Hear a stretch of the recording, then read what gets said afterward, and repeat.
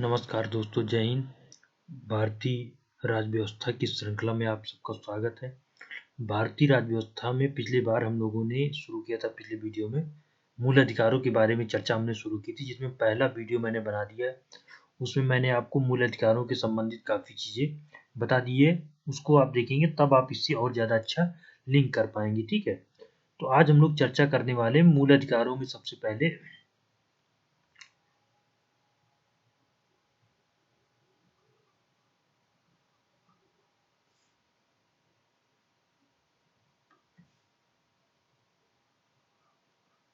अनुच्छेद 14 से लेकर के अनुच्छेद 18 तक। देखिए, ये समानता का अधिकार, राइट टू इक्वलिटी। क्या है? राइट टू इक्वलिटी, मतलब कि सभी को, भारतीय नागरिक जो भी हैं, उनके साथ समानता का अधिकार हो सके। ठीक है, तो इसको पांच भागों में डिवाइड किया। इसके मतलब एक तरीके 5 तरीके के समानता के अधिकार है। पहला है विधि के समझ समता। अनुच्छेद 14 जो है, ये विधि के समझ समता, विधि के समझ समता एवं विधियों का समान संरक्षण, विधियों का समान संरक्षण। ठीक है, ये अनुच्छेद 14 है। अनुच्छेद 14 ये कहता है। ठीक है, अनुच्छेद 15 कहता है कि धर्म, मूलवंश,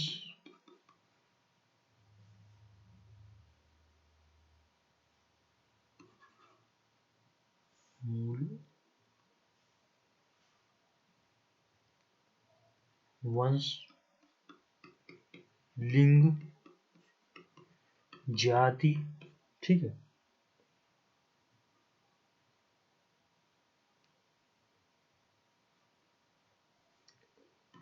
व जन्म स्थान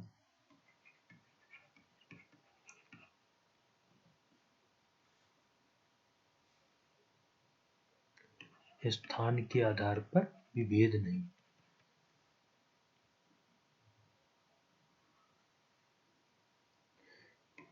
आधार पर विभेद नहीं किया जाएगा।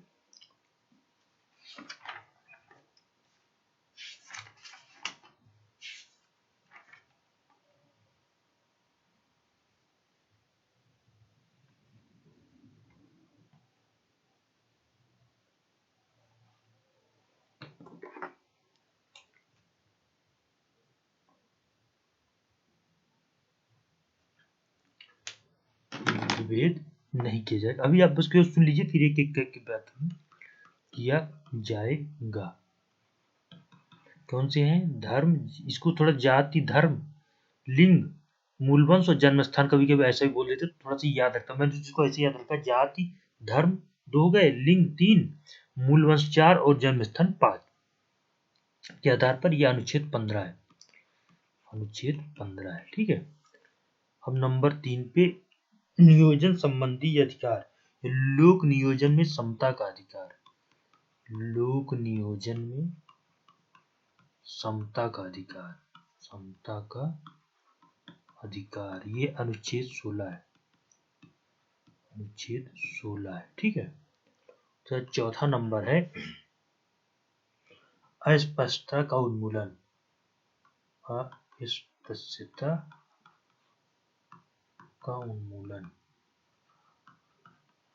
अबॉलिशमेंट ऑफ अनटचेबिलिटी, आर्टिकल 17 बहुत महत्वपूर्ण है। ठीक है, महत्वपूर्ण तो सभी हैं।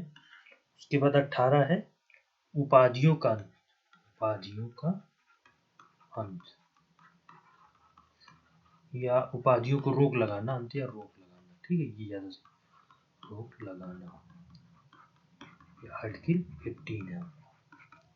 ठीक है, तो सबसे पहला कौन है? अनुच्छेद 14 क्या कहता है? विधि की समझ समता एवं विधियों का समान संरक्षण, अनुच्छेद 14।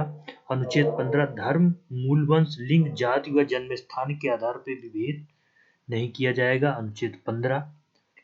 अनुच्छेद 16 कहता है लोक नियोजन की समता का अधिकार, अनुच्छेद 16।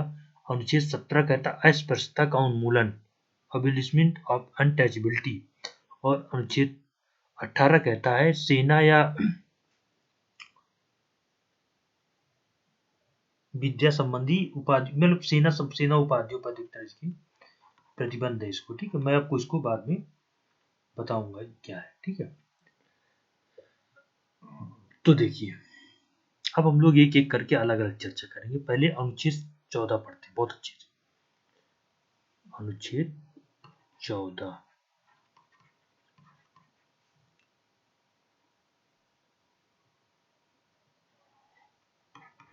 देखिए, अनुच्छेद 14 कहता है विधि के समझ समता, विधि के समझ समता व विधियों का समान संरक्षण, विधियों का समान संरक्षण, समान संरक्षण, ठीक है। तो सबसे पहले हम इसको देखते हैं, विधि के समझ समता क्या है और विधियों का समझ समता। तो पहले इस पॉइंट को पढ़ा जाए, विधि का समझ समता, विधि के समझ समता, याद रखिए ये वाला, ठीक है। विधि के समझ समता, देखिए इसके बारे में दो तीन, पहले बात ये ब्रिटेन से लिया गया, ये ब्रिटेन से लिया गया है पहली बार, ठीक है ना। कहां से लिया हमने? ब्रिटेन से लिया है।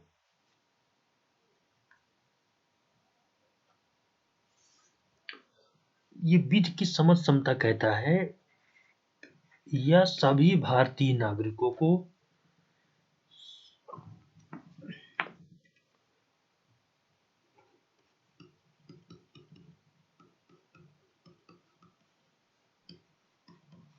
कानून के समान, कानून की समान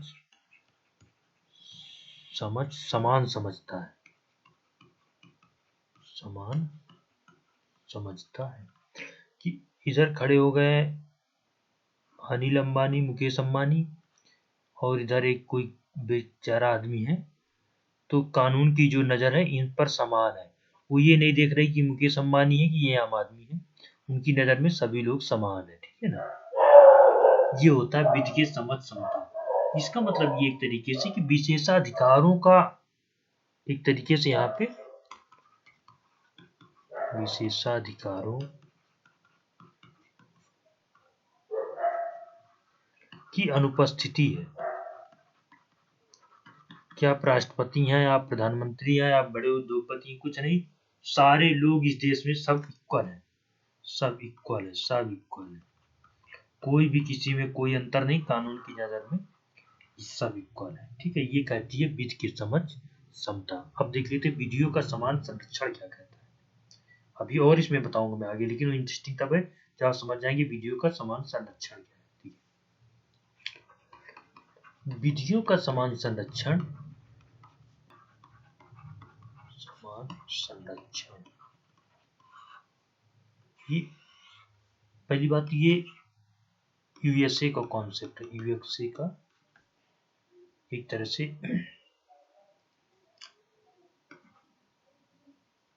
विचार है, ये कह सकते हैं विचार है, ये यूएसए संविधान से लिया गया है, यूएसए मूल का है, ठीक है।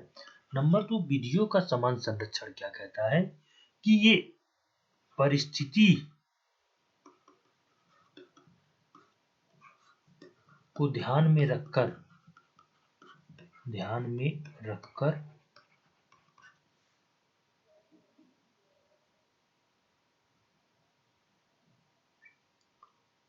व्यक्तियों के साथ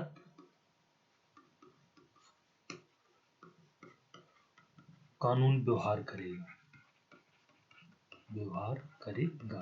अब देखिए, अब पहले इसको समझ लेते फिर उसके पीछे। अगर मान लीजिए कि कोई, मान लीजिए मोदी जी है, ठीक है ना, और ये मान लेता हूं मैं हूं, तो अब क्या होगा कि हमको दोनों को ये देखा जाएगा कि दोनों की आर्थिक स्थिति कैसी है, में क्या अंतर है, सामाजिक स्थिति में क्या अंतर है, राजनैतिक स्थिति में क्या अंतर है, कई चीजें देखी जाएंगी। मतलब दोनों को अलग अलग चश्मे से देखा जाएगा, एक ही चश्मे नहीं की प्रतिक्रिया कि दोनों की परिस्थिति के अनुरूप कौन गरीब है, कौन ज्यादा अमीर है, गरीबी अमीरी हो सकती है हमारी, ठीक है। उसके साथ साथ हमारा एक तरीके से बस इसमें ये देखा जाता है कि अलग अलग परिस्थितियों के अनुसार कानून एक तरीके से व्यवहार करेगा। अगर मान लेते हैं कानून अनिल अंबानी को लिए भाई एक दृष्टिकोण सही है कि वित्त के समझ सभी लोग समान हो, जो हमने ब्रिटिश में पढ़ा, लेकिन विधियों का समान संरक्षण ये एक तरीके से परिस्थितियों के अनुसार कानून को व्यवहार करने के लिए प्रेरित करता है कि भाई ये गरीब आदमी है, अगर आप उसके साथ भी वही भेदभाव करोगे जो अमीर आदमी के साथ, तो फिर अंतर क्या रहा दोनों में। तो परिस्थितियों के अनुसार ये दिया, तो ये ज्यादा महत्वपूर्ण हो जाता है क्योंकि हमें यहाँ पर परिस्थिति ध्यान रखनी पड़ती है। मैं आपको बताऊं कि भारत एक विविधतापूर्ण देश है, ठीक है ना। अगर हम सबके साथ समानता का इस तरह व्यवहार करने लगे जैसा भी ये दिखाया गया है,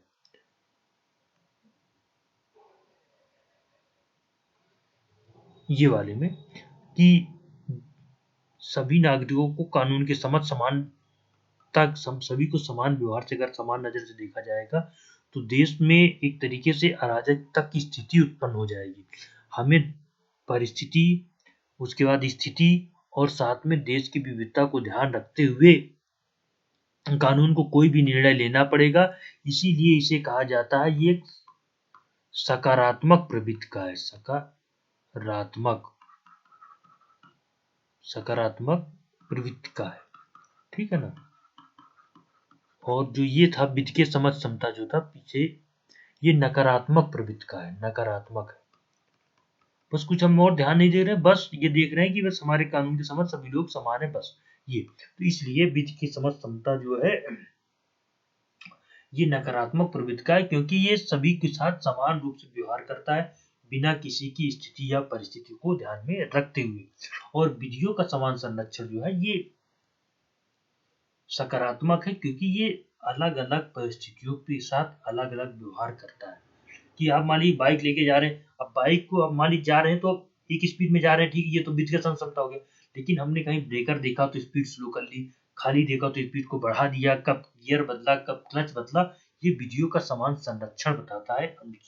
तो इस तरीके से विधियों का समान संरक्षण ज्यादा सकारात्मक है भारत जैसे विविधतापूर्ण देश के लिए वित्त की समझ क्षमता के तुलना में, ठीक है। देखिए यद्यपि दोनों का जो उद्देश्य है वो एक अच्छा उद्देश्य है कि भाई हम न्याय देना चाहते हैं, वित्त के साथ सभी के साथ समान रूप से व्यवहार करना चाहते हैं, लेकिन कहीं ना कहीं अगर आप जब इस दोनों को एक तराजू में तौलेंगे तो विधियों का समान संरक्षण भारतीय विविधता के साथ ज्यादा तर्क संगत होती है। तो इस तरीके से ये अनुच्छेद 14 था हमारा, ठीक है।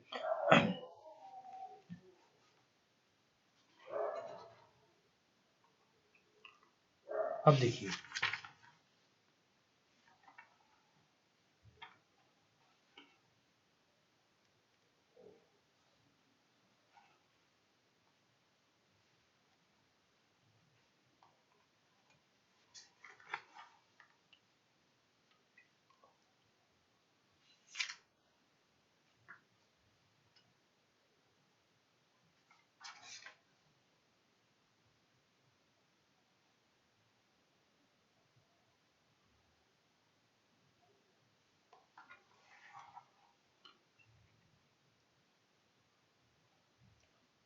अनुच्छेद 14 जो है उसके बहुत से अपवाद है, जैसा राज्यपालों का यहाँ पे अपवाद भी पढ़ लेते हैं।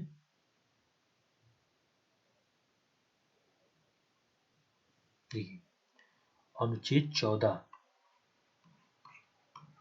के अपवाद, उसमें कहा गया ना कि वित्त के संबंध समता एवं विधियों का समान संरक्षण, ठीक है। तो जब देखिए राष्ट्रपति हो गए, ठीक है ना, राज्यपाल हो गए,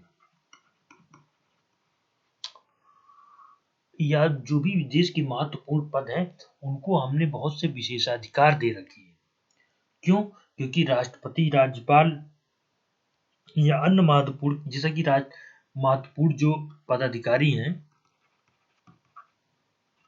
उनको हमने समानता की तरह ट्रीट नहीं किया बल्कि असमान रूप से ट्रीट किया, असमान रूप से देखा जाता है। कैसे?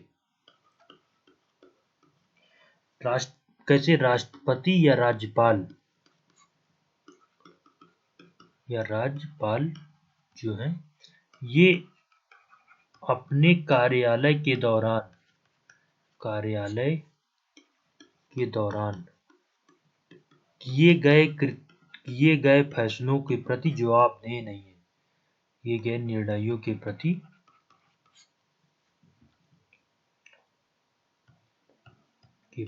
जवाबदेह नहीं माने जाते।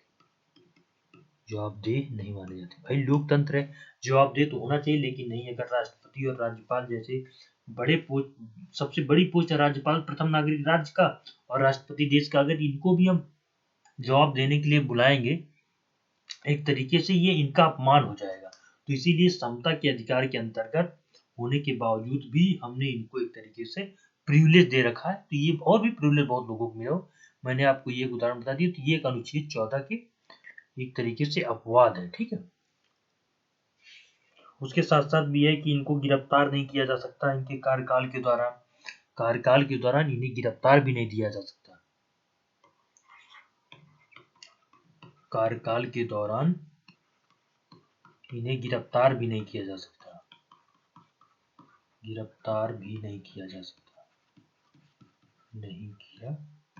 सकता, ठीक है। ना ही कोई कानूनी प्रक्रिया प्रारंभ की जा सकती है, ठीक है। इसी तरीके से लोकसभा के सदस्यों को भी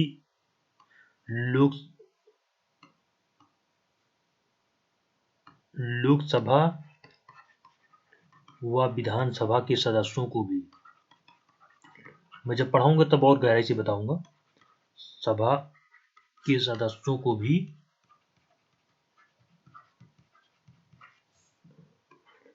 विशेषाधिकार मिला हुआ है, ठीक है, मिला हुआ है, जो कि एक तरीके से अनुच्छेद 14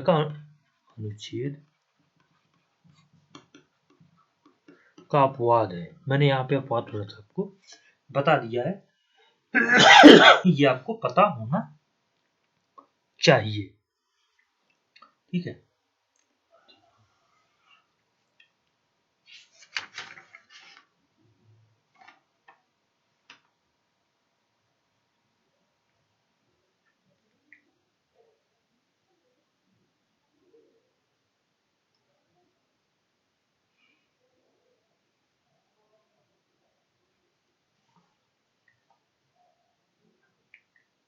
इसमें ये है कि अगर मान लीजिए जो लोकसभा की जो कार्रवाई होती है उसमें कोई प्रश्न चिन्ह नहीं लिखा सकता, कि मतलब अगर विधानसभा या लोकसभा में अंदर जो भी बातें हो रही हैं इस पर बाहर से कोई भी प्रश्न चिन्ह लिख और रोक नहीं लगा सकता।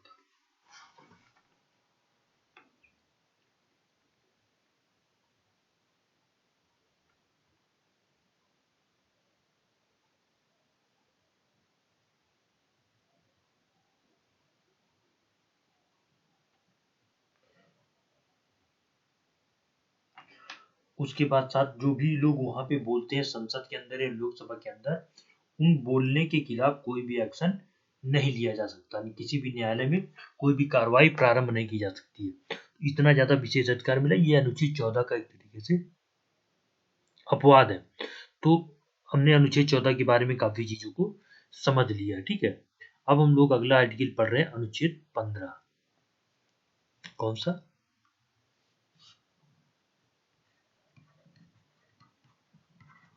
अनुच्छेद 15, आर्टिकल 15, ठीक है। देखिए अनुच्छेद 15 क्या कहता है, ये कहता है जाति, धर्म, अभी लिंग, जन्म स्थान और मूल वंश, ठीक है ना, मूल वंश, 5 आधार है इसमें, 5 आधार के आधार पर किसी के साथ कोई भेदभाव नहीं होगा, किसी के साथ कोई भेदभाव नहीं होगा, कोई भेदभाव नहीं किया जाएगा। देखिए, प्रथम दृष्टया तो ये लगता है कि बहुत अच्छी बात है भाई कि हम न जाति, न धर्म, न लिंग, न जन्म स्थान देखें, हम मूर्त बिल्कुल संविधान का पालन करें और ये इसको लागू कराएं कि हम न जाति धर्म नहीं देखें। ठीक है ना, बहुत अच्छी बात है।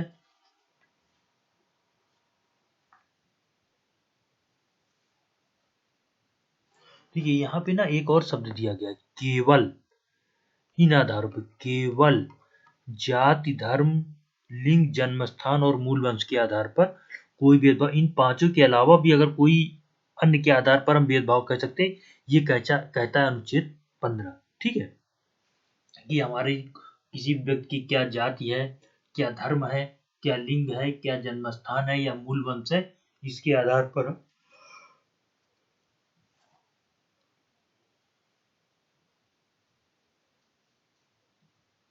कोई भी भेदभाव नहीं करेंगे।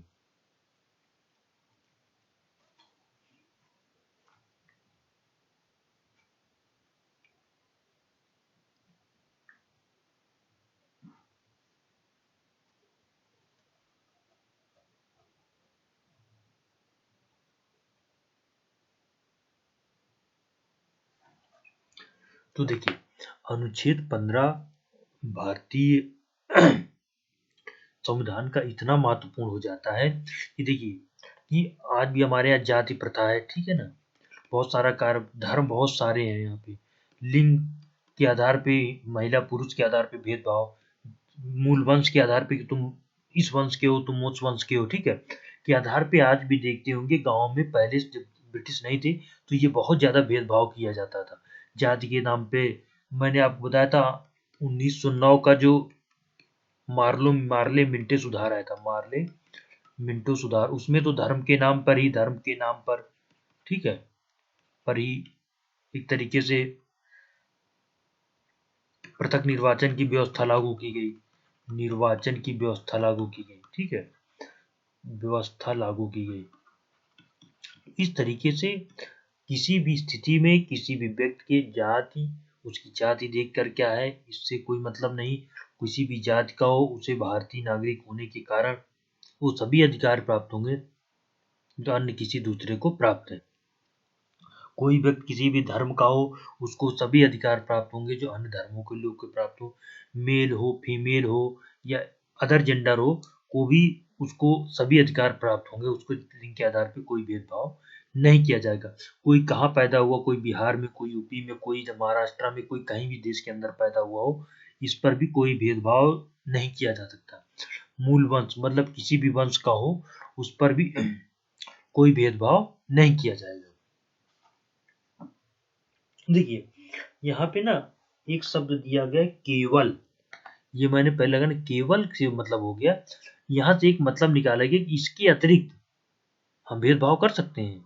कैसे कैसे देखिए, मान लेते हैं कि जैसा ये मेरी एक निजी कोई दुकान है, ठीक है ना, अब मैं क्या कर रहा हूं, मैं कह दे रहा हूं कि कोई भी व्यक्ति, ठीक है, मेरी दुकान पे आ सकता है, चलो ठीक है, लेकिन मैंने ये कह दिया कि जितने भी काले रंग के लोग हैं, किस रंग के, काले रंग के, वो मेरी दुकान पे नहीं आ सकते।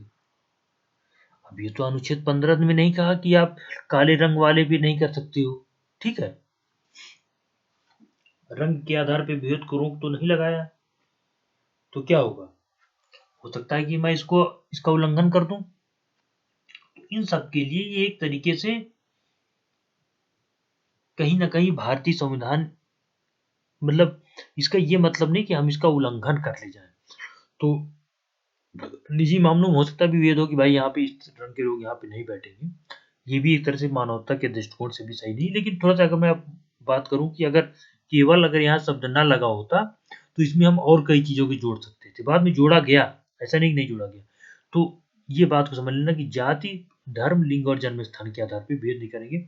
अब हम थोड़ा सा अनुच्छेद 15 के कुछ अपवादों के बारे में चर्चा कर लेते हैं। कैसे अपवाद, देखिए हमारा देश एक विविधतापूर्ण देश है, ठीक है ना, यहाँ पे इतने सारे जाति, धर्म, भाषा, क्षेत्र के आधार पे विभेद है। तो अनुच्छेद 15 क्या कहता है, इसको थोड़ा मैं स्टार्ट कर बताता हूँ। RRCSP मतलब रेस, मतलब रिलीजियन, ठीक है ना, जैसे मैंने इसको ये रट रखा है, कास्ट, सेक्स और place of birth. Place of birth, race का मतलब यहाँ पे हो गया मूल वंश, ठीक है।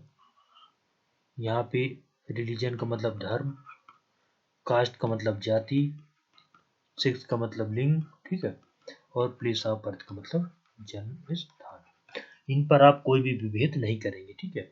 लेकिन अपवाद है। अपवाद, सबसे पहला अपवाद क्या है कि ओबीसी को जो 27% का रिजर्वेशन दिया गया है, का आरक्षण मिला है, वो इसका सबसे प्रमुख अपवाद है। वो अनुच्छेद 15 का सबसे प्रमुख अपवाद है। देखिए,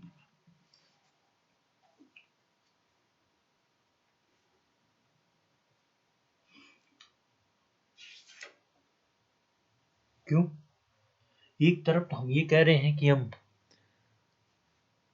यहाँ पे कॉन्सेप्ट क्या है कि जाति, ये पॉइंट कौन सा, ये वाला पॉइंट, कि हम जाति के आधार पर कोई भी विभेद नहीं करेंगे, ठीक है ना।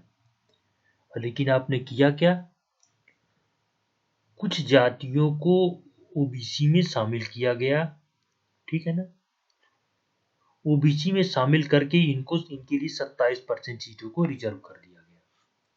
तो हमने क्या किया, जाति के आधार पर विभेद कर दिया, तो होना तो ये चाहिए कि भाई आर्टिकल 15 का उल्लंघन हो गया, ये आर्टिकल 15 को नल एंड वॉइड घोषित कर दिया जाए, होना तो यही चाहिए प्रथम दृष्टया। लेकिन नहीं भाई, भारत की जो विविधता को देखते हुए भारत में एससी एसटी का रिजर्वेशन भी एक तरीके से उल्लंघन है इसका। लेकिन मैं ओबीसी के बारे में, क्योंकि ओबीसी को लेकर के इस पे मामला गया और साथ में बाद में उच्चतम न्यायालय ने इस पर फैसला दिया, ठीक है।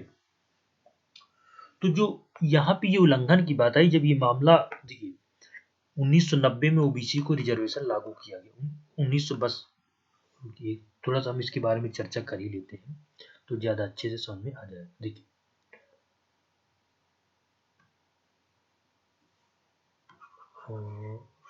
देखिए ओबीसी के रिजर्वेशन को जो यहाँ पे बात की, तो हम थोड़ा सा ओबीसी के रिजर्वेशन की बात ही कर लेते। ओबीसी का मतलब other backward, other backward caste, ठीक है, अन्य पिछड़ा वर्ग, अन्य पिछड़ा वर्ग। देखिए, जब देश आजाद हुआ 15 अगस्त 1947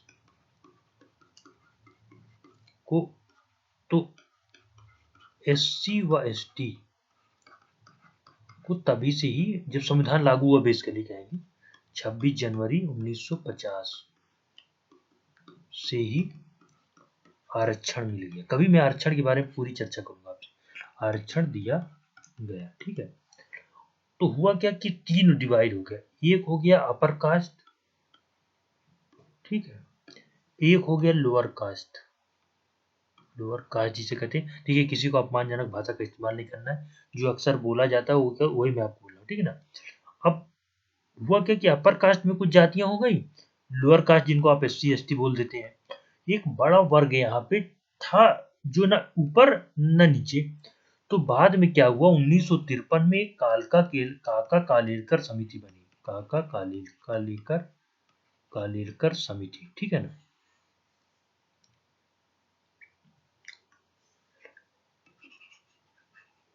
काका कालेलकर समिति,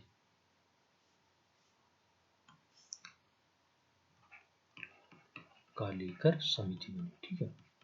तो इस समिति ने कुछ कहा ओबीसी को लेकर के कि हाँ, कुछ ओबीसी जो जातियां हैं उनको बीच में रखा जाए, बीच में इनको अदर बैकवर्ड कास्ट, ये बहुत पिछड़ी हुई जातियां हैं सामाजिक और शैक्षिक रूप से, इनको कुछ थोड़ा बहुत बात की थी रिजर्वेशन वगैरह में, लेकिन बाद में इसमें कोई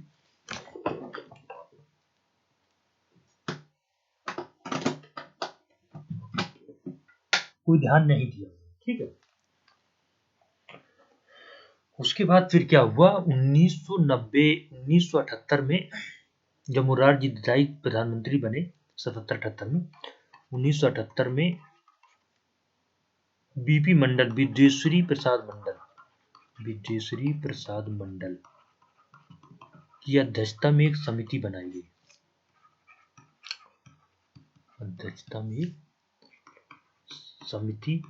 गई, कि ये जो जातियां हैं जो अपर कास्ट में, लोअर कास्ट में, इनको रिजर्वेशन को लेकर के, तो इसने एक अनुशंसा कर दी कि इनको 27% रिजर्वेशन दिया जाए, ठीक है। अब इसको लागू कैसे किया जाए, तो लागू किया गया 1990 में, जब देश के प्रधानमंत्री बने देश के प्रधानमंत्री बने विश्वनाथ प्रताप सिंह, ठीक है। कौन बने? विश्वनाथ प्रताप सिंह। इन्होंने इसको लागू कर दिया कि जो भी सरकारी नौकरियां, सरकारी संस्थानों में, सरकारी नौकरियों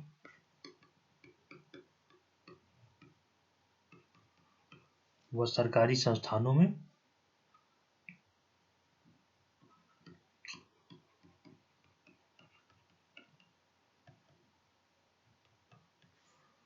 अन्य पिछड़ा वर्ग को 27% रिजर्वेशन दिया जाएगा, पिछड़ा वर्ग को 27% आरक्षण दिया जाएगा, ठीक है, आरक्षण दिया जाएगा।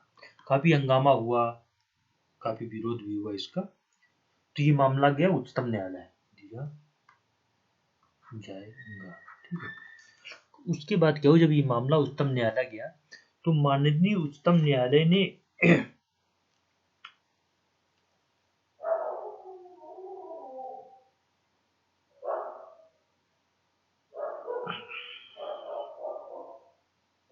इसमें एक प्रावधान और किया गया था, पता है, 10% जो है ना अपर कास्ट के लिए, कास्ट को भी रिजर्वेशन की बात की गई थी, रिजर्वेशन की इस आयोग ने अनुशंसा की थी, ये बात आप जानते रहे। लेकिन बाद में क्या हुआ, ये मामला चला जाता है उच्चतम न्यायालय।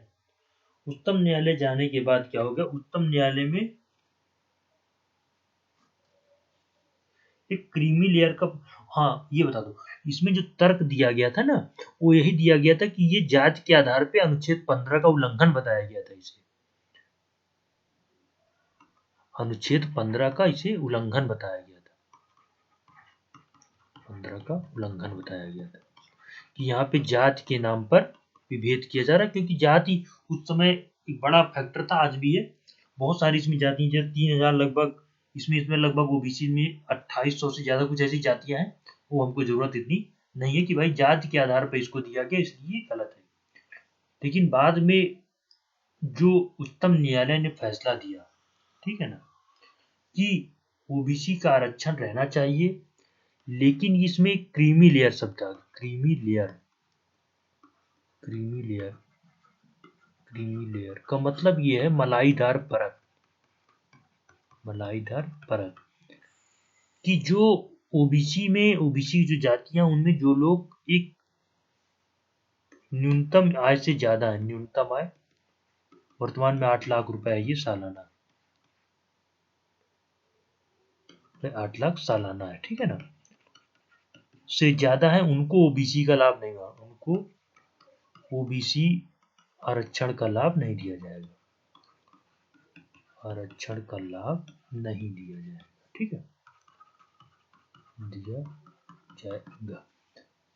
तो ये जो क्रीमी लेयर का प्रावधान लाया गया, वो एक तरीके से अनुच्छेद 15 का अपवाद ही था, कि भाई ये बात सही कि आपकी जाति के आधार पर रिजर्वेशन नहीं होना चाहिए, लेकिन यहाँ पर जो जातियां हैं, जो इतनी पिछड़ी जातियां हैं, अगर हम इनको आरक्षण की व्यवस्था नहीं करेंगे तो इनका पिछड़ापन और ज्यादा रह जाएगा। देखिए, आरक्षण कभी बताऊंगा, आरक्षण ऐसे नहीं दे दिया गया ओबीसी को, या जो भी मिला हुआ है, तो ये तो मान लीजिए बाद में मिला है। SC/ST के जब रिजर्वेशन की बात आ रही थी, तो संविधान सभा में बहुत लंबी चर्चा हुई, उसके आधार बनाए गए कि किस आधारों पर रिजर्वेशन दिया जाए, सामाजिक, शैक्षिक, आर्थिक रूप से जो पिछड़ापन था, उन सब के आधार पर रिजर्वेशन दिया गया। यहाँ एक बात और आप याद दीजिए, जो भी ओबीसी का रिजर्वेशन है ना, वो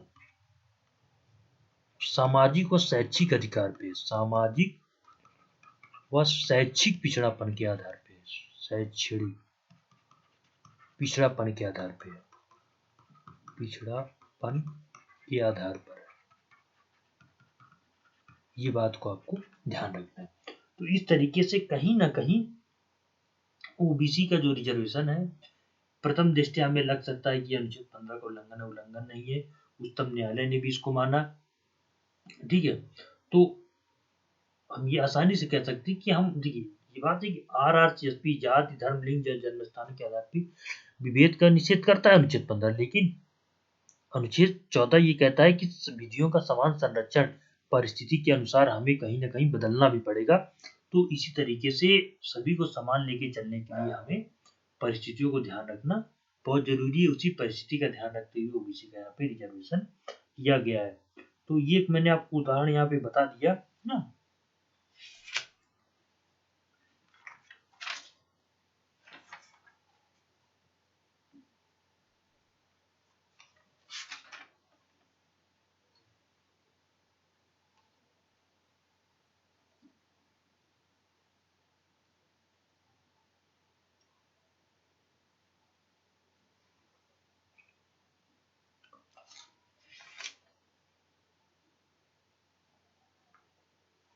उसके बाद हम लोग चर्चा करेंगे अनुच्छेद 16 की।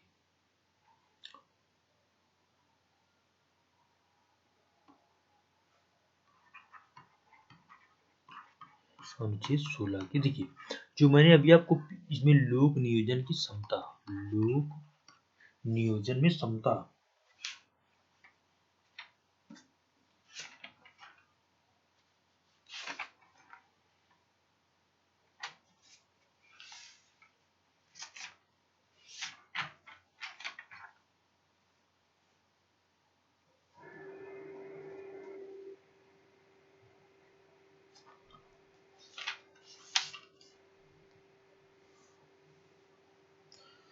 लोक नियोजन के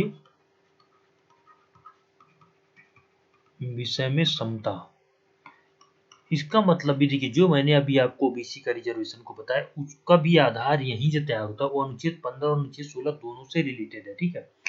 तो मतलब ये था कि हम चाहे सरकारी नौकरियां हों, सरकारी नौकरियां, ठीक है ना, उसके बाद कहीं पर भी हो, सरकारी विद्यालय हो, कहीं पर भी हो,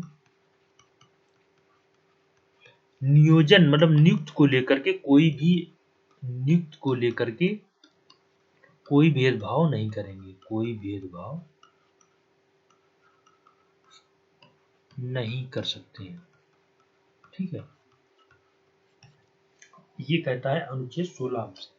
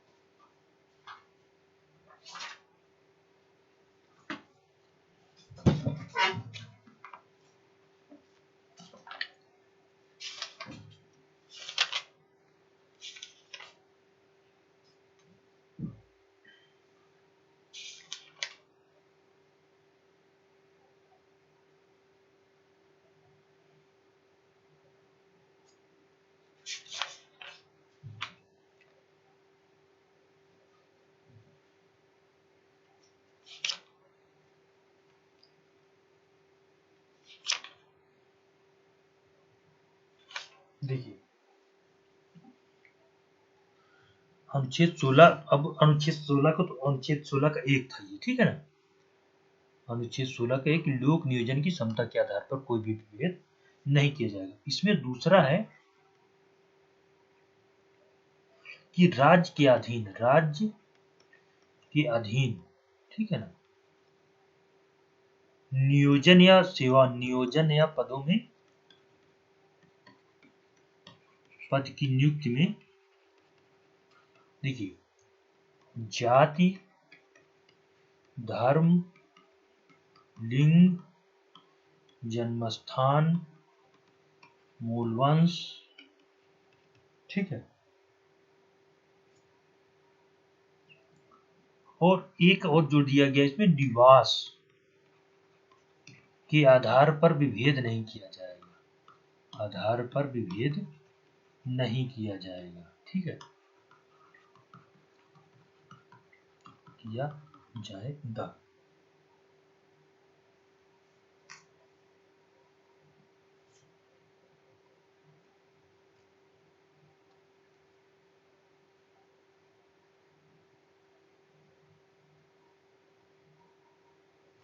तो ये तो थे मेन अनुच्छेद 16 कि हम अनुच्छेद 16 में लोक नियोजन के विषय में सरकारी नौकरियों, सरकारी विद्यालयों, नियुक्त को लेकर के कोई भी भेदभाव नहीं करेंगे, ठीक है।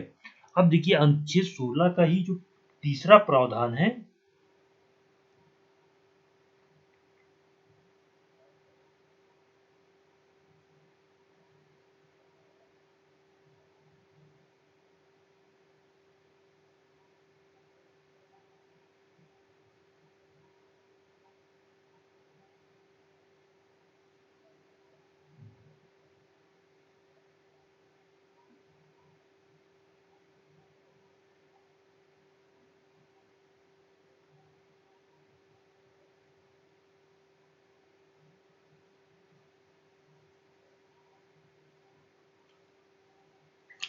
देखिए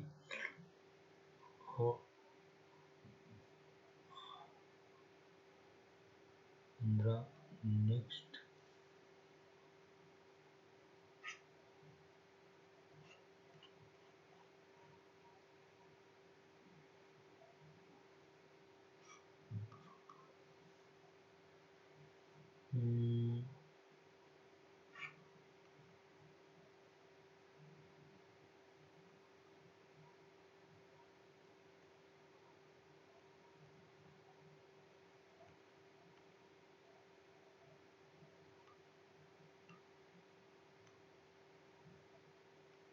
ओ शायद अनुच्छेद 16 का पेज ही चला गया।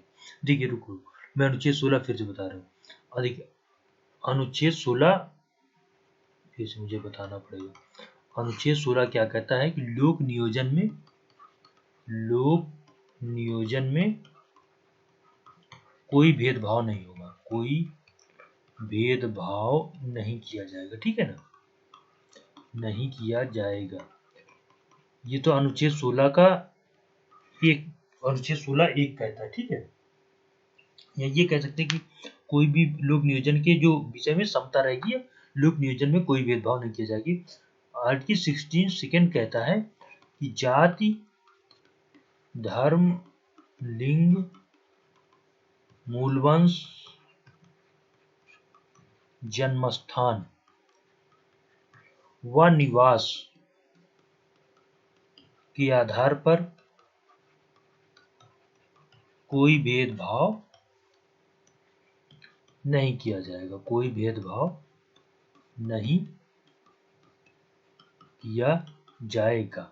अब देखिए अनुच्छेद 15 में हमने क्या पढ़ा था कि जाति, धर्म, लिंग और जन्म स्थान के आधार पर कोई भेदभाव नहीं होगा। यहाँ एक शब्द और आगे निवास, तो अभी इसकी हम लोग चर्चा करेंगे थोड़ी देर में, ठीक है।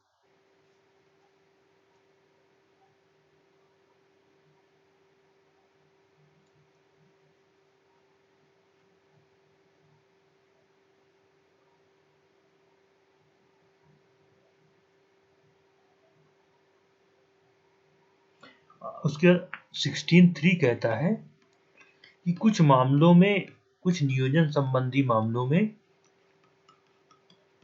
संसद को कानून बनाने का अधिकार है, संसद को कानून बनाने का अधिकार है, राज्य को नहीं, संसद को कानून बनाने का अधिकार है, ठीक है ना। ये अनुच्छेद 16(3) कहता है। अनुच्छेद 16(4) कहता है, ये एक तरीके से जो पिछड़े वर्गों ओबीसी के रिजर्वेशन की बात है, ये बाद में जोड़ा गया था, ये इसमें कहा गया, इसको मैं ऊपर से कर देता हूँ। अनुच्छेद 16(4) आर्टिकल 16(4) कहता है कि कुछ मामलों में जहां किसी वर्ग का प्रतिनिधित्व शब्द के प्रतिनिधित्व कम हो या अपर्याप्त हो, ठीक है, वहां उनके लिए विशेष प्रबंध किया जा सकता है। एक तरीके से इसने क्या किया है कि जो रिजर्वेशन दिया गया ओबीसी को और एससी एसटी को पर मुहर लगा दी है एक तरीके से, ठीक है ना। कह सकते हैं कि एससी एसटी व ओबीसी को जो रिजर्वेशन दिया गया है, को आरक्षण दिया गया है, ये अनुच्छेद उसको तर्कसंगत ठहरा देता है। आरक्षण दिया गया है, ये अनुच्छेद उसको तर्कसंगत ठहराता है, तर्कसंगत साबित कर देता है, ठीक है ना। देखिए यहाँ पे अब हम लोग फिर से बात 16(1) से चर्चा करते हैं। देखिए अनुच्छेद 16(1) जो है कहता है निवास, देखिए जात के आधार पर कोई भेदभाव नहीं होगा, ठीक है, धर्म के आधार पर कोई भेदभाव नहीं होगा, लिंग के आधार पर। लोक नियोजन का मतलब होता है किसी सरकारी पदों पे नियुक्त के मामलों को लेकर के, ठीक है।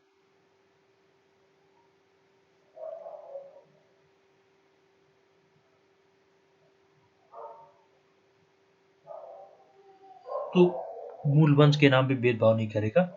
यहाँ निवास के नाम को लेकर के, निवास अक्सर बहुत चर्चा में रहता है। अभी आपने देखा होगा कहीं निवास सबको हम थोड़ा, निवास का मतलब होता है जैसे मतलब कि हरियाणा निवास, ठीक है ना। हरियाणा का निवासी है वो नागरिक होना नहीं है, नागरिक तो आप भारत के हैं। हरियाणा का हो गया, यूपी का हो गया, बिहार का हो गया, ठीक है ना, एमपी का हो गया, किसी भी राज्य का अगर निवासी है मान लीजिए, वहां का उसका निवास कार्ड बना हुआ है, उसका वहां की आईडी बनी हुई है, ठीक है ना। तो ये अनुच्छेद ये कहता है कि आप निवास के आधार पर भी भेदभाव नहीं कर सकते हो। हुआ क्या, हरियाणा सरकार ने 75% कह दिया कि जो सरकारी नौकरियां होंगी, ठीक है, वो राज्य के निवासियों के लिए रिजर्व हो जाएंगी, ठीक है ना। अब इससे क्या होगा, इससे होगा क्या कि जो अदर स्टेट वाले हैं उनका एक तरह से उनको रोकने का कोशिश किया गया है, इसमें सिंपल सी बात है, ठीक है। तो सामान्यतः निवास के आधार पर विभेद को मना किया गया है कि आप निवास को आधार नहीं बनाएंगे। इसीलिए अनुच्छेद 16 बहुत महत्वपूर्ण हो जाता है। बहुत सारे मामले आए कि निवास के आधार पर लिखती, हम अपने निवासियों को मराठी है तो मराठ वालों को, यूपी के हैं तो यूपी वालों को, इस तरीके से जो प्राथमिकता देने की कोशिश की गई उसे रोकने के लिए अनुच्छेद 16 महत्वपूर्ण है। बाद में कुछ उच्चतम न्यायालय वगैरह ने फैसले दिए कि आप एक सिपाही दिखे, होता क्या है, जैसा कि मामला गया, अब वहां कोर्ट में गए, दिखे, कोर्ट में दिखाया कि हमने 1 लाख भर्तियां निकाली, ठीक है, दिखाया, मान रिकॉर्ड दिखाया, इसमें दिखाया कि 30,000 हरियाणा के हो पाए, 70,000 बाहर के लोग हो गए। पिछली बार हमने जो जॉब निकाली, मान लेते हैं। ये क्यों हो रहा है, क्योंकि हम निवास के आधार पर कोई विभेद ही नहीं कर पा रहे हैं, हम निवास के आधार पर कोई संरक्षण ही प्रदान नहीं कर पा रहे अनुच्छेद 16 के अंतर्गत। तो बाद में सुप्रीम कोर्ट वगैरह ने भी कहा कि एक सीमा तक आप कहीं ना कहीं रिजर्वेशन या मतलब कोई भी अगर आप अपने निवास के आधार पर भेद करना चाहते हैं तो कर सकते हैं। थोड़ा बहुत है ऐसा, कई जगह ऐसा किया गया है, ठीक है ना। तो एक तरीके से अनुच्छेद 16 जो है ये जाति धर्म लिंग जन्म और निवास स्थान के आधार पर विभेद के लिए रोक लगाता है। ये बात हमको याद रखनी चाहिए। तो अनुच्छेद 16 में इतनी चीजें ज्यादातर महत्वपूर्ण। रिजर्वेशन वाला जो कॉन्सेप्ट था वो मैंने पिछली बार थोड़ी देर पहले आपको बता ही दिया कि जो एससी एसटी जो ओबीसी का जो रिजर्वेशन है वो अनुच्छेद 16(4) से निकल के आता है, जिसमें ये कहा जाता है कि जो अगर राज्य को लगता है कि कोई वर्ग है जो किसी वर्ग जो जिसका पिछड़ा है, ठीक है ना, जिनका प्रतिनिधित्व कम है सरकारी नौकरियों में या कहीं पर भी, उनके लिए रिजर्वेशन की व्यवस्था की जा सकती है। तो मतलब कि उच्च न्यायालय ने और उच्चतम न्यायालय ने, खासतौर से उच्चतम न्यायालय ने एक तरीके से SC ST और OBC की रिजर्वेशन को वैध करार दे दिया। ठीक है, ये तो हो गया अनुच्छेद 16। अब हम लोग बात कर लेते हैं अनुच्छेद 17। ये तो बहुत ही महत्वपूर्ण अनुच्छेद 17।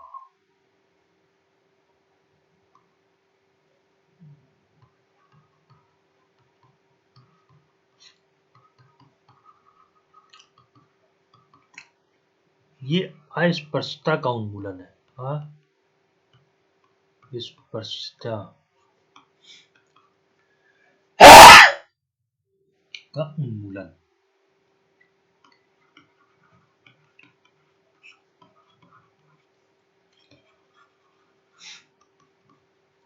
Abolishment of untouchability, BLITY।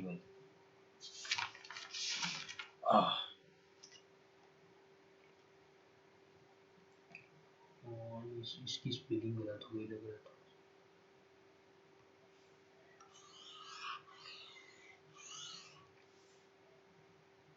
एबॉलिशमेंट होता है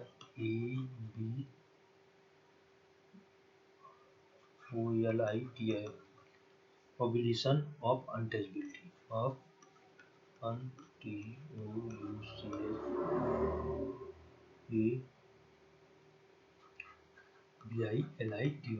Abolition होता है OBOLITION। ठीक है ना, Abolition ABOLITION। ठीक है। अस्पष्टता का उन्मूलन। देखिए हमारे यहाँ क्या रहा है, सदियों से जाति प्रथा का कॉन्सेप्ट रहा है। ठीक है ना, जाति प्रथा का कॉन्सेप्ट रहा है, जिसकी वजह से क्या हुआ, समाज में हम कहते हैं ब्राह्मण, क्षत्रिय, वैश्य, शूद्र, तो इन तीनों ने इस वाले समाज को एक तरह से अछूत घोषित कर दिया। अछूत घोषित कर दिया। आज से लगभग 100 साल पहले या 200 साल पहले जब ज्यादा जाति व्यवस्था थी, इन वर्गों को छूना ही पाप माना जाता था। ठीक है ना, तो इन सबको ध्यान में रखते हुए, इस वाली को ध्यान में रखते हुए, जब डॉक्टर अम्बेडकर जी संविधान सभा के अध्यक्ष बने, उन्होंने इसको बहुत स्ट्रिक्टली लागू किया कि महात्मा गांधी जी अस्पृश्यता को जो है बहुत मतलब पाप मानते थे एक तरीके से। ठीक है ना, उनकी नजर में अस्पृश्यता एक तरीके से ये मतलब मतलब पाप है एक तरीके से। इसीलिए उन्होंने हरिजन की बात की। हरिजन कि मतलब जिनको आप शूद्र कह के अपमानित करते हैं, बेसिकली वो भगवान के लोग हैं, भगवान के लोग हैं। ठीक है ना, भगवान के लोग हैं। ठीक है, तो महात्मा गांधी जी का कितना मतलब ये था कि भाई ये छुआछूत है, ये खत्म होना चाहिए था। कि आप एक समाज के एक वर्ग को जिसको छू लेते हो तो आप नहाना पड़ता है, उसको आपकी गलियों से नहीं निकल सकता, वो निकलता है तो उसको ढोल पीटते हुए, झाड़ू ले जाते हुए निकलना पड़ता है। ठीक है, उसको अगर मान लीजिए आपके आंखों के सामने से वो निकल जाए तो एक तरीके से आप अपवित्र हो जाते हैं। इससे क्या हुआ कि समाज में एक तरीके से डिवाइडेशन था। भाई एक तरीके से बताया ना आपको, ये पूरा जो डिवाइडेशन एक तरह से इसको हमने डिवाइड कर दिया। बड़ी आबादी है इनकी देश में, अभी 20% से ज्यादा आबादी है इनकी। ठीक है, और हमने इसके बड़ी आबादी को डिवाइड कर दिया है ना, तो क्या होगा, देश कभी एक हो सकता है, नहीं हो सकता। तो अस्पृश्यता का उन्मूलन बहुत स्ट्रिक्टली लागू किया गया है कि किसी भी स्थिति में छुआछूत को स्वीकार नहीं किया जाएगा। मैं और आपको बता दूं, देखिए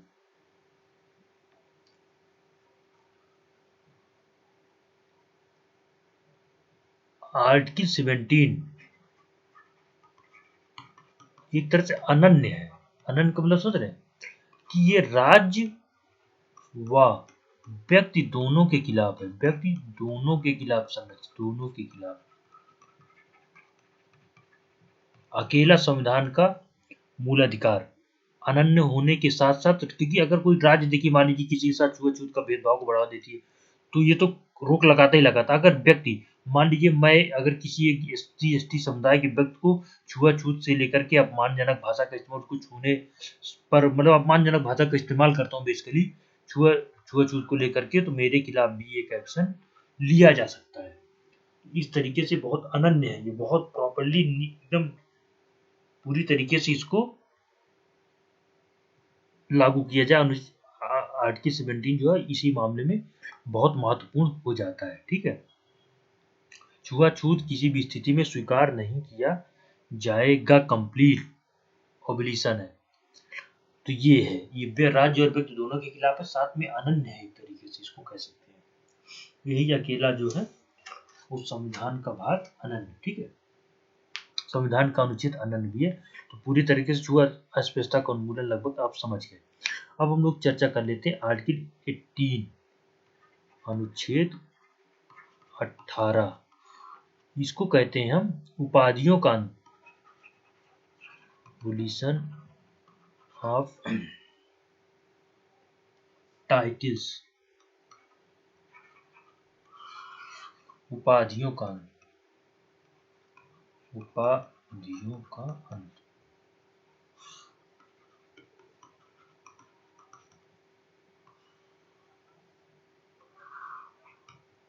देखिए, भारत में लगभग 200 सालों तक ब्रिटिश का शासन रहा। ठीक है, शासन रहा। तो ब्रिटिश की एक डिवाइड एंड रूल पॉलिटिक्स होती थी। डिवाइड एंड रूल पॉलिटिक्स, ये क्या थी कि वो कुछ विशेष लोगों को विशेषाधिकार दे देता था, एक तरीके से उपाधि के नाम पे। राय साहब हो गए, चौधरी, ठीक है, उसके बाद राजा।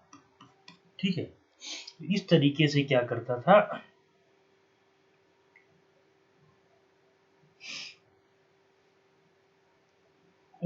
इस तरीके के शब्दों का इस्तेमाल करके एक तरीके से अपना प्रभाव जमाने को देखिए। मान लीजिए कि हम कोई जमींदार है, उसको हमने राय की उपाधि दे दी, चौधरी की उपाधि दे दी, वो प्रभाव जमा सके। इसी के द्वारा ब्रिटिश यहाँ पे लगभग 200 सालों तक शासन कर पाए। जब देश आजाद हुआ तो इन उपाधियों को लेकर के काफी इस पर चर्चा की गई कि भाई उपाधियां जो थी एक तरीके से ये शो करता है कि देश में अभी लोकतंत्र नहीं है बल्कि राजतंत्र स्थापित है। राजा साहब आ गए, राजकुमार आ गए। तो इस स्थिति को समझते हुए संविधान निर्माताओं ने अनुच्छेद 18 को जोड़ा। और देखिए, मूल अधिकार के अंतर्गत कि किसी भी स्थिति में उपाधियां नहीं दी जाएंगी। ये जनती किस क्षेत्र में था, ये राज, सेना और विद्या संबंधी। ठीक है ना, सेना में लेफ्टिनेंट कर्नल, अभी बताता हूँ, मुझको और चीजें आपको बताऊंगा कि राज किसी को कोई भी बड़ी उपाधि इस तरह नहीं देगा और ना ही कोई उपाधि लगा करके चलेगा। ये सबसे महत्वपूर्ण हो जाएगा कि मेरा राय ये है, राय वो, ऐसा कुछ भी नहीं होगा। हाँ, आज जो उपाधियां दी जाती हैं, जैसा मान लीजिए दी जाते हैं पद्मश्री, ये उपाधि नहीं है, ये बेसिकली पुरस्कार है। ठीक है ना, पहली बात। जैसा तो कई लोग लिख लेते पद्मश्री दिस, उनको ये लिखने का अधिकार नहीं है। क्यों? क्योंकि उनको हमने ये दी है, एक तरीके से उनको सम्मान दिया है, लेकिन इसका ये मतलब नहीं कि अपने आगे भारत रत्न सचिन तेंदुलकर ये लगा करके एक रौब झाड़ने की कोशिश करें। एक सम्मान के विषय में, जैसे किसी का नाम है सचिन तेंदुलकर, उनको अपना भारत रत्न पुरस्कार प्राप्त करता है या भारत रत्न, ये एक बार लिख सकते हैं, लेकिन अपने नाम का प्रभाव जमाना कि मैं पद्मश्री ये हूँ, पद्मश्री वो हूँ, ये एक तरीके से उपाधि लगाना हो जाएगा जिस पर प्रोहिबिशन लगा हुआ है। ठीक है,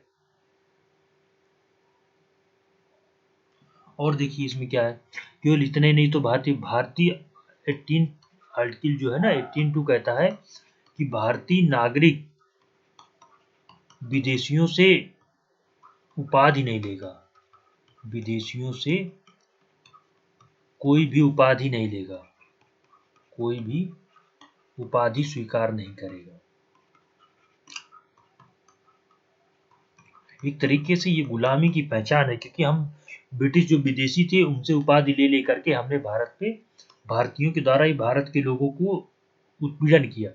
लेकिन जैसा कहते हैं ना कि डी लिट की उपाधि हो गया, डी लिट की उपाधि हो गया, अफसर आप होते हैं, या डॉक्टर ऑफ फिलॉसफी हो गया, जो भी उपाधि होती है एक तरीके से अपवाद स्वरूप दी जाती है कि भाई ये शिक्षा संबंधी है और इनको हम अपवाद की श्रेणी में रखते हैं।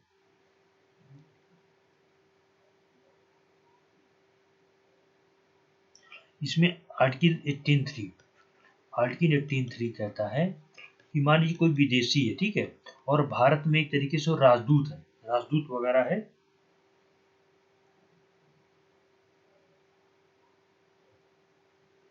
मतलब भारत सरकार के अधीन हो, कोई लाभ का भारत सरकार के अधीन हो, लाभ का पद धारण करता, अधीन लाभ का पद धारण करता, ठीक है।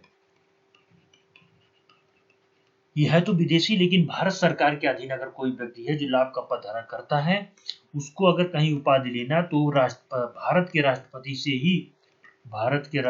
से ही परमिशन लेगा, राष्ट्रपति से ही उसे एक तरीके से आज्ञा लेनी पड़ेगी। ये कहता है आर्टिकल 3 की कितना ज्यादा रोक लगाने की कोशिश की गई है, ठीक है। बिना राष्ट्रपति की परमिशन को इसको स्वीकार नहीं कर सकता। अब आते हैं 18(4) आर्टिकल 18(4), ठीक है ना।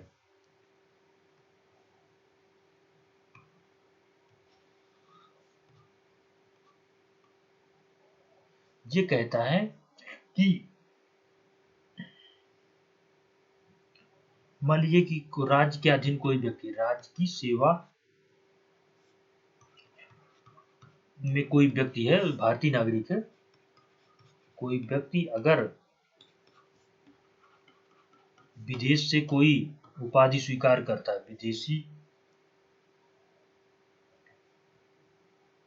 विदेश से कोई जो है तरीके से भेंट उपलब्धि स्वीकार करता है तो उसे राष्ट्रपति की अनुमति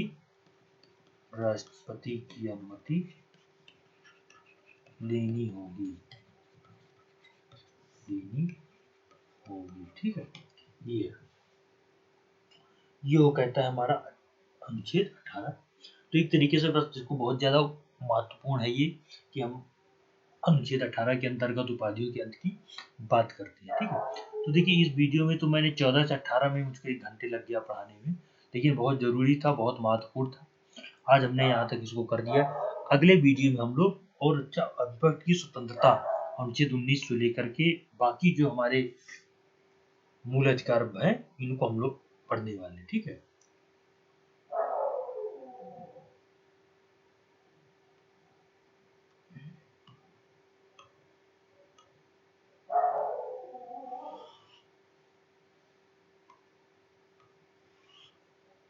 तो आज हमको लगता है कि अब हमें यहीं पे रोकना चाहिए, और आप सभी को वीडियो देखने के लिए बहुत थैंक यू भी देता हूँ, थैंक यू। हम लोग आगे कंटिन्यू टू बी कंटिन्यूड आगे जारी रखेंगे, कंटिन्यूड। तो नेक्स्ट वीडियो में आपसे मिलते हैं।